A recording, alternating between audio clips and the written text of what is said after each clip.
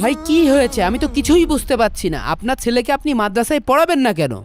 আমি আমার ছেলেকে আর মাদ্রাসায় পড়াতে যাচ্ছি না। আমি আমার ছেলেকে ভালো একটা ইংলিশ মিডিয়াম স্কুলে ভর্তি করে দিব। ভাই মাদ্রাসায় একটু হ্যাঁ আব্বু, আমার ভয়ে উঠতে খুব কষ্ট হয়। আমি মাদ্রাসায় পড়বো না, আমি স্কুলে ভর্তি হব। ভাই মাদ্রাসায় একটু কষ্ট হলেও আপনার ছেলে সুসন্তান হয়ে মাদ্রাসা থেকে বের হবে। মাদ্রাসায় যাদের ছেলেবেলে পড়ে না তাদের ছেলেবেলে কি সুসন্তান হয় না? তারা কি অমানুষ হয়? ভাই আমি বিষয়টা তা বলিনি। আপনার ছেলে বাইরে থেকেও মানুষ হবে, কিন্তু মাদ্রাসায় দিলে আপনার সন্তান শিষ্টাচার শিখবে। কিভাবে খাবার খেতে হয়, খাওয়ার আগে বিসমিল্লাহ বলতে হয়, বড়দের কিভাবে সম্মান দিতে হয়, কিভাবে সালাম দিতে হয়, এইগুলো শিখবে। আব্বু আমি স্কুলে ভর্তি হব। হুজুর, ওকে তো আমি 6 মাস মাদ্রাসায় রাখলাম, ও তো পড়ালেখায় তেমন একটা উন্নতি করতে পারলো না। তাই বাইরে নিয়ে যে ইংলিশ মিডিয়ামে ভর্তি করে দিব, যাতে ভবিষ্যতে কিছু একটা করতে পারে। ভাই আমি অনুরোধ করছি আপনার ছেলেকে আর একটা বছর মাদ্রাসায় দেন, অন্তত কোরআন শরীফটা ধরুক, তারপরে আপনি মাদ্রাসা থেকে নিয়ে যান। না না, আমি তোকে 6টা মাস পড়ালাম, আমি আর সময় নষ্ট করতে চাচ্ছি না। ওর প্রাথমিক যতটুকু শেখার দরকার ও ততটুকু শিখেছে। আমি এখন ওর ভালো একটা জায়গায় পড়ায়ে ওর ভবিষ্যৎটা আমি উজ্জ্বল করতে চাচ্ছি। আমি গেলাম। ভাই আপনার ছেলেকে দিয়ে শুধু দুনিয়া অর্জন করিয়েন না, তাহলে বৃদ্ধ বয়সে আপনি ক্ষতিগ্রস্ত হবেন। তাকে আখিরাত শেখান, তাহলে দুই জীবনেই কল্যাণকর হবে। এ 6 মাসে তো দেখলাম কত উন্নতি হলো। হ্যালো ইসলাম, ইসলাম তুই আর মাদ্রাসায় পড়বি না? না না, আমি মাদ্রাসায় পারবো না, আমি স্কুলে পারবো। এই চলো।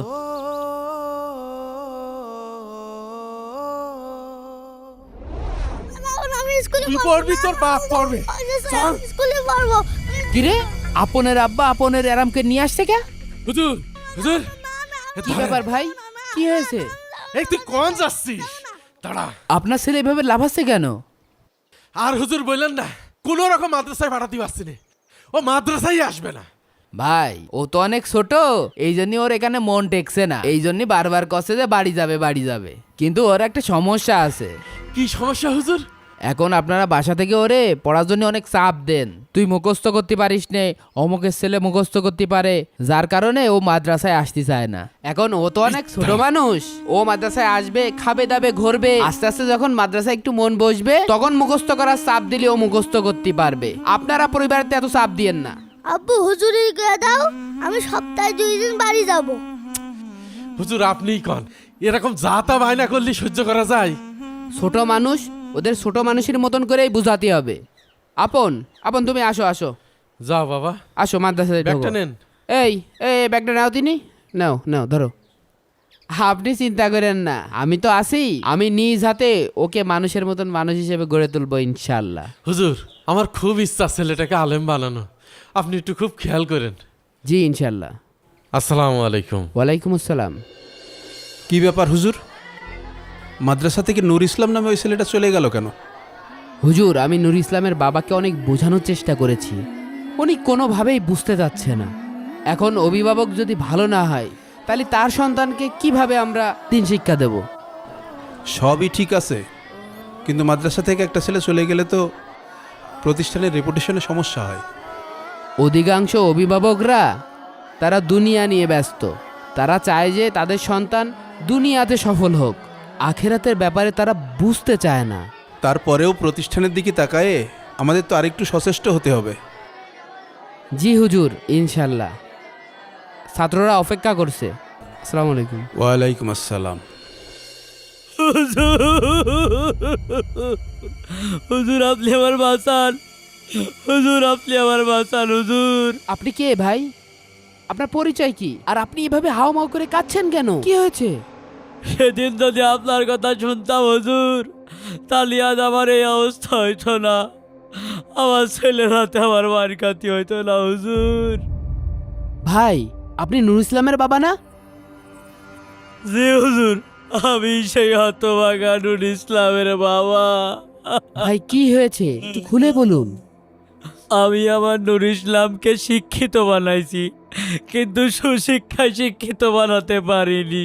সেদিন যদি আপনার কথা শুনে আমি ওকে মাদ্রাসায় রাখতাম, তাহলে আজ আমার কথাতে এভাবে মিশত না।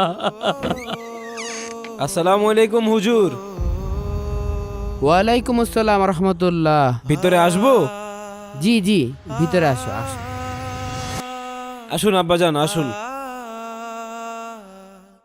আরে আপন, ভালো আছেন ভাই? আসসালামু আলাইকুম। ওয়ালাইকুম আসসালাম। আসেন আসেন, বসেন বসেন বসেন। তা ভাই কি মনে করে?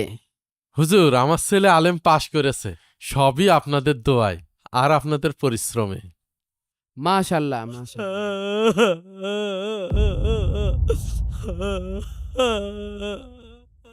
হুজুর, ইনি কাঁদছে কেন?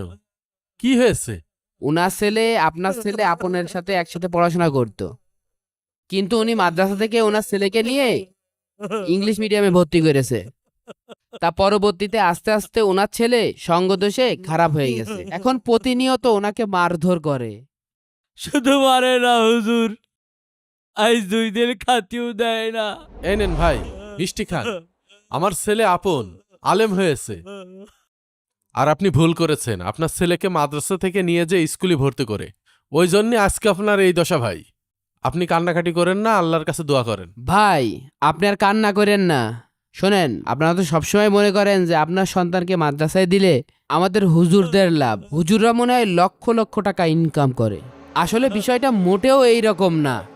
হুজুররা দুনিয়া নিয়ে এত ভাবে না, তারা ভাবে আখেরাত নিয়ে, তারা ভাবে আল্লাহকে নিয়ে, তারা ভাবে রসুল সাল্লাল্লাহু আলাইহি সাল্লামকে নিয়ে।